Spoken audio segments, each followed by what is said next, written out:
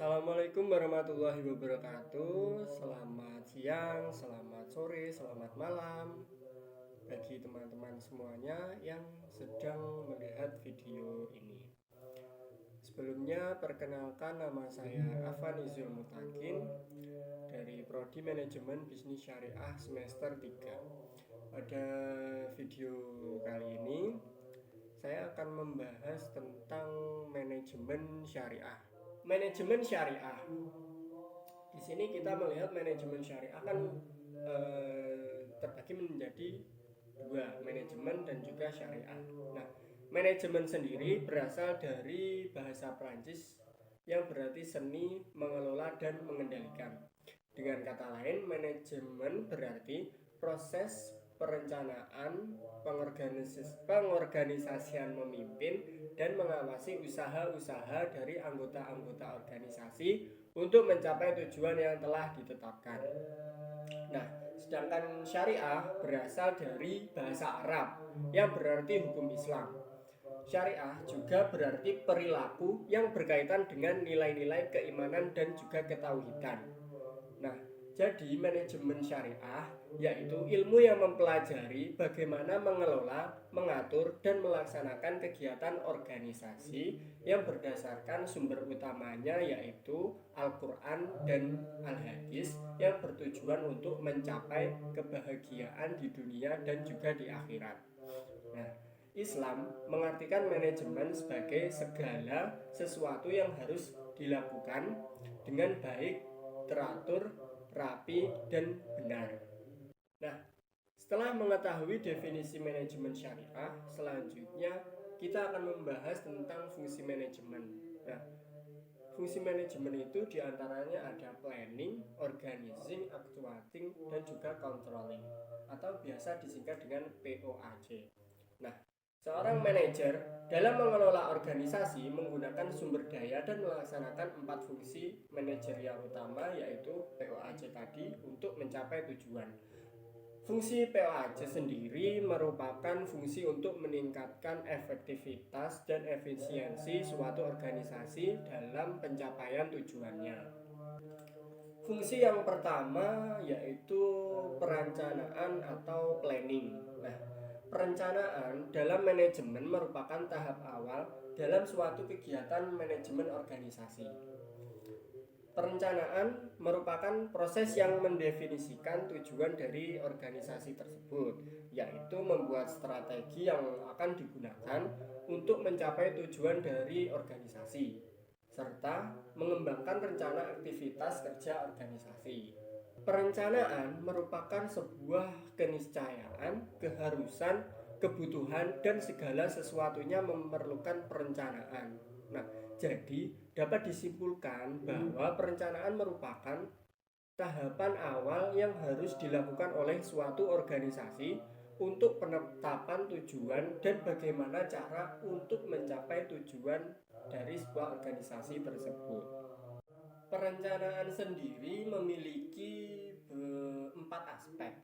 Yang pertama, hasil yang ingin dicapai. Nah, hasil ini merupakan sesuatu tujuan yang diharapkan atau ingin dicapai dalam melakukan sebuah kegiatan.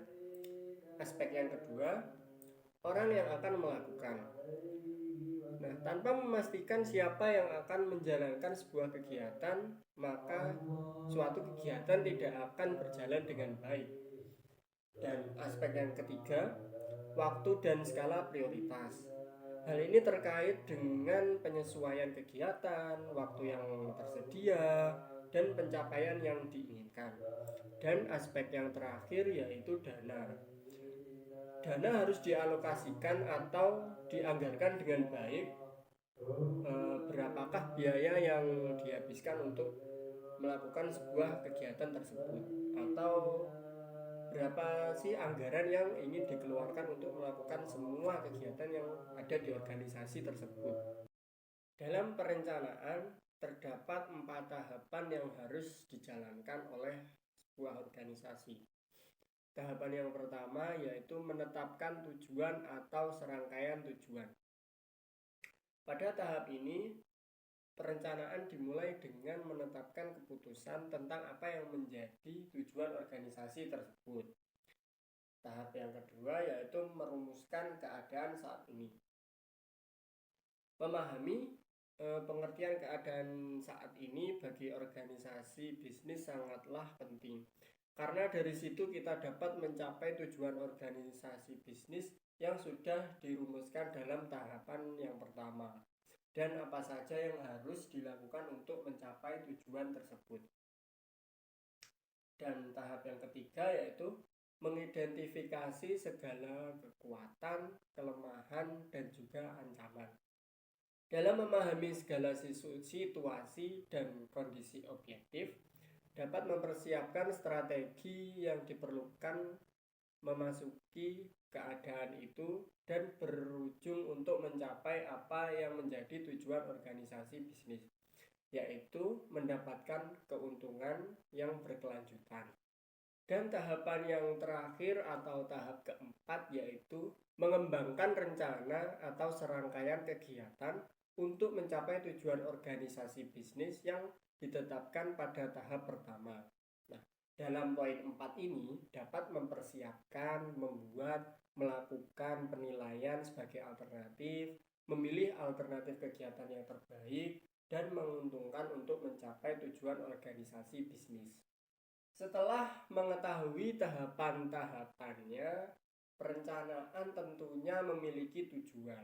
Nah, apa saja sih tujuan dari perencanaan? Tujuan dari perencanaan diantaranya yang pertama, standar pengawasan, yaitu mencocokkan pelaksanaan dengan perencanaannya. Yang kedua, mengetahui kapan pelaksanaan dan selesainya suatu kegiatan. Yang ketiga, mengetahui siapa saja yang terlibat atau mengetahui struktur organisasinya, baik kualifikasinya maupun kuantitasnya. Yang keempat, mendapatkan kegiatan yang sistematis termasuk biaya dan kualitas pekerjaan. Yang kelima, meminimalkan kegiatan-kegiatan yang tidak produktif dan menghemat biaya, tenaga, dan juga waktu. Yang keenam, memberikan gambaran yang menyeluruh mengenai kegiatan pekerjaan. Yang ketujuh, menyerasikan dan memadukan beberapa subkegiatan. Nah, yang kedelapan, mendeteksi hambatan, kesulitan yang bakal ditemukan. Dan tujuan yang terakhir atau yang kesembilan yaitu mengarahkan pada pencapaian tujuan. Fungsi manajemen yang selanjutnya adalah pengorganisasian atau organizing. Nah, pengorganisasian di sini adalah tindakan mengusahakan hubungan-hubungan kelakuan yang efektif antara orang-orang sehingga mereka dapat bekerja sama secara efisien dan memperoleh kepuasan pribadi dalam melaksanakan tugas-tugas tertentu dalam kondisi lingkungan tertentu guna mencapai tujuan atau sasaran tertentu. Nah, pengorganisasian memiliki fungsi yaitu yang pertama, mendelegasikan wewenang dari manajemen puncak kepada manajemen pelaksana. Yang kedua, adanya pembagian tugas yang jelas. Yang ketiga, mempunyai manajer puncak yang profesional mengkoordinasikan semua kegiatan yang dilakukan. Fungsi manajemen yang ketiga adalah pelaksanaan atau actuating. Actuating dalam bahasa Indonesia artinya menggerakkan. Maksudnya suatu tindakan untuk mengupayakan agar semua anggota kelompok berusaha untuk mencapai sasaran sesuai dengan tujuan organisasi. Actuating adalah peran manajer untuk mengarahkan pekerja yang sesuai dengan tujuan organisasi. Nah, actuating merupakan implementasi rencana, berbeda dari planning dan organizing. Aktuating membuat urutan rencana menjadi tindakan dalam dunia organisasi, sehingga tanpa tindakan nyata, rencana akan menjadi imajinasi atau impian yang tidak pernah menjadi kenyataan. Aktuating juga merupakan upaya untuk merealisasikan suatu rencana dengan berbagai arahan, dengan memotivasi setiap karyawan untuk melaksanakan kegiatan dalam organisasi yang sesuai dengan peran, tugas, dan tanggung jawab. Maka dari itu, fungsi aktuating jauh lebih rumit dari kelihatannya, karena harus melibatkan fungsi dari leadership atau kepemimpinan. Ada sejumlah aspek yang harus diperhatikan dan didayagunakan oleh seorang pemimpin agar dapat berhasil menggerakkan sebuah organisasi. Dalam arti semua orang yang dipimpinnya bergerak menuju pencapaian tujuan organisasi. Nah, aktuating sendiri memiliki 4 aspek, yaitu yang pertama perilaku. Yang dimaksud perilaku di sini adalah perilaku organisasional. Dengan memahami apa yang menyebabkan karyawan berperilaku tertentu, para pemimpin atau manajer dapat mendayagunakan perilaku tersebut untuk mencapai hal yang positif. Nah, yang kedua adalah kepemimpinan. Dalam bahasa manajemen, kepemimpinan itu diartikan sebagai kemampuan mempengaruhi orang-orang untuk mencapai tujuan organisasi. Yang ketiga ada motivasi. Motivasi dalam bahasa yang sederhana merujuk pada kekuatan internal dan eksternal yang ada dari seseorang yang membangkitkan antusiasme atau semangat untuk melakukan sesuatu. Dan yang terakhir yaitu komunikasi. Komunikasi merupakan faktor yang penting dalam menggerakkan karyawan untuk mencapai tujuan organisasi. Terbukti dari lebih 70% waktu seorang pemimpin atau manajer dihabiskan untuk berkomunikasi dengan orang-orang yang mengkoordinasikan pekerjaannya. Nah, apa sih fungsi dari aktuating? Nah, fungsi dari aktuating sendiri secara sederhana adalah bagaimana membuat anggota organisasi mau melakukan apa yang diinginkan organisasi tersebut. Dengan demikian, fungsi ini sangat melibatkan kualitas, gaya kepemimpinan, motivasi, komunikasi, dan budaya organisasi. Nah, fungsi manajemen seperti perencanaan dan pengorganisasian menyangkut aspek-aspek yang abstrak dalam organisasi. Sedangkan fungsi pengarahan sangat berkaitan langsung dengan anggota dalam organisasi. Nah, fungsi yang terakhir dalam manajemen yaitu pengawasan atau controlling. Nah, pengawasan adalah suatu proses dalam menetapkan ukuran kinerja serta pengambilan tindakan yang dapat mendukung pencapaian atas hasil yang diharapkan sesuai dengan kinerja yang telah ditetapkan.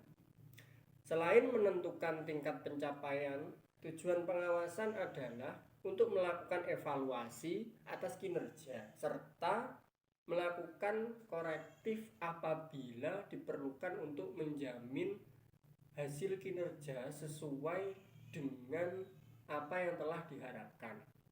Nah, dapat disimpulkan bahwa pengawasan merupakan suatu tindakan untuk memastikan bahwa segala kegiatan yang terlaksana telah sesuai dengan apa yang telah direncanakan atau diinginkan.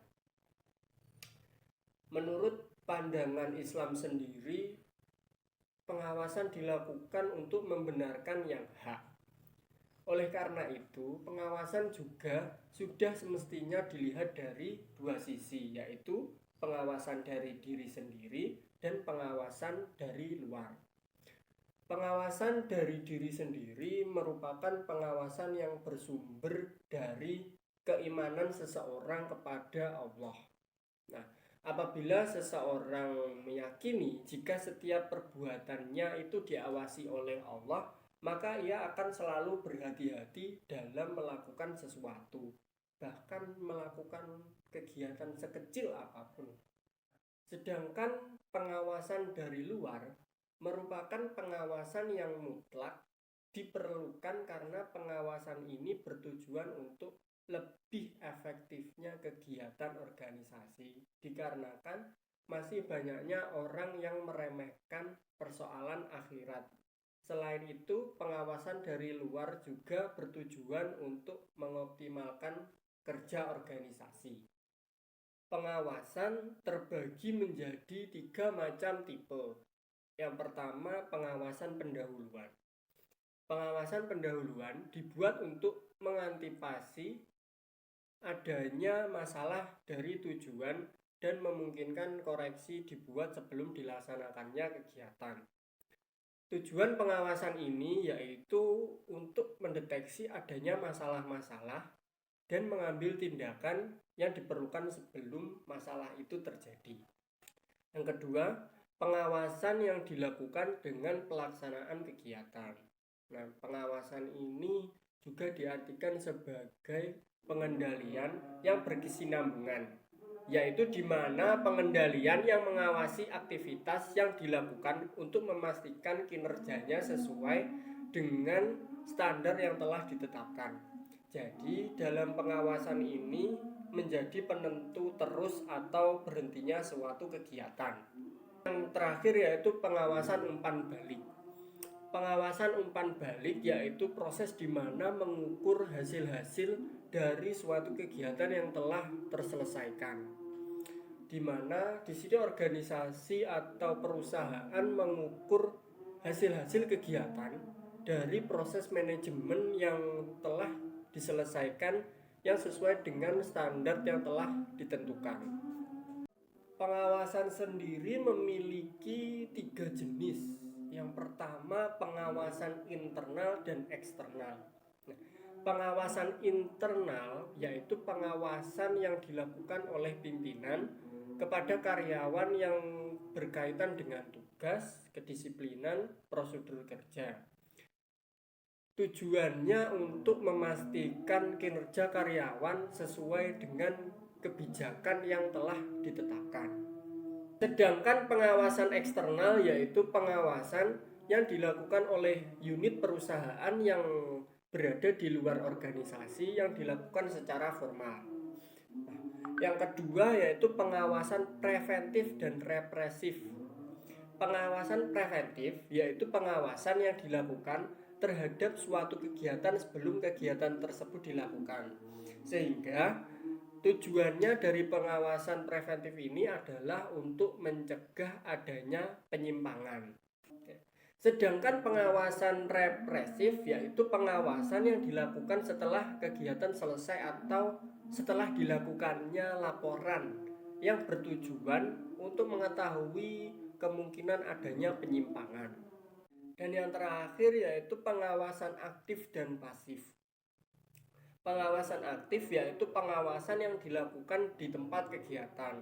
Sedangkan pengawasan pasif yaitu pengawasan yang dilakukan terhadap surat-surat pertanggungjawaban yang disertai bukti. Pengawasan sendiri memiliki 5 tahapan, yaitu yang pertama, menetapkan standar pelaksanaan. Standar berarti sesuatu yang dijadikan tumpuan dalam penilaian hasil. Pada umumnya ada 3 bentuk standar yang sering digunakan, yaitu yang pertama standar fisik yang meliputi kualitas dan kuantitas hasil produksi. Yang kedua standar moneter yang mencakup biaya dan hasil penjualan, laba kotor, dan yang lainnya. Dan yang ketiga yaitu standar waktu yang meliputi batas waktu atau kecepatan produksi. Tahapan yang kedua yaitu menentukan pengukuran pelaksanaan kegiatan. Nah, hal penting yang menjadi catatan di dalamnya ialah berapa kali pelaksanaan seharusnya diukur, dalam bentuk apa pengukuran akan dilakukan, dan siapa saja yang terlibat di dalamnya. Dan tahap yang ketiga yaitu pengukuran pelaksanaan kegiatan.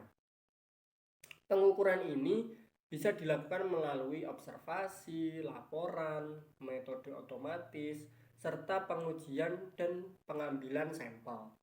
Tahap yang keempat yaitu membandingkan pelaksanaan dengan standar evaluasi. Nah, membandingkan pelaksanaan yang secara nyata dengan pelaksanaan yang telah direncanakan. Dan tahap yang terakhir yaitu koreksi bila perlu. Jadi apabila hasil menunjukkan perlu adanya koreksi, maka tindakan ini harus dilakukan. Bisa dengan menambah standar, memperbaiki pelaksanaan, atau yang lainnya. Pengawasan yang efektif itu juga mempunyai ciri khusus, diantaranya sesuai dengan struktur dan rencana organisasi. Yang kedua, sesuai dengan kemampuan dan kompetensi manajer. Yang ketiga, ekonomis. Yang keempat, informasi yang akurat. Yang kelima, fleksibel. Yang keenam, objektif dan mudah dipahami. Yang ketujuh, mengarah pada kepribadian. Dan yang terakhir, memfokuskan pada strategi. Dari penjelasan yang telah saya paparkan tadi, dapat kita simpulkan bahwa manajer syariah yaitu ilmu yang mempelajari bagaimana mengelola, mengatur, dan melaksanakan kegiatan organisasi yang berdasarkan sumber utama agama Islam yaitu Al-Quran dan Hadis, yang bertujuan untuk tercapainya kebahagiaan di dunia dan kebahagiaan di akhirat. Nah, seorang manajer dalam mengelola organisasi menggunakan sumber daya dan melaksanakan 4 fungsi manajerial, yaitu POAC tadi, untuk mencapai tujuan. Mungkin itu tadi materi yang kita bahas pada video kali ini. Mungkin kurang lebihnya mohon maaf, atau kalau ada kesalahan mohon teman-teman untuk membenarkan di kolom komentar. Nah, sekian dari saya, kurang lebihnya mohon maaf. Assalamualaikum warahmatullahi wabarakatuh.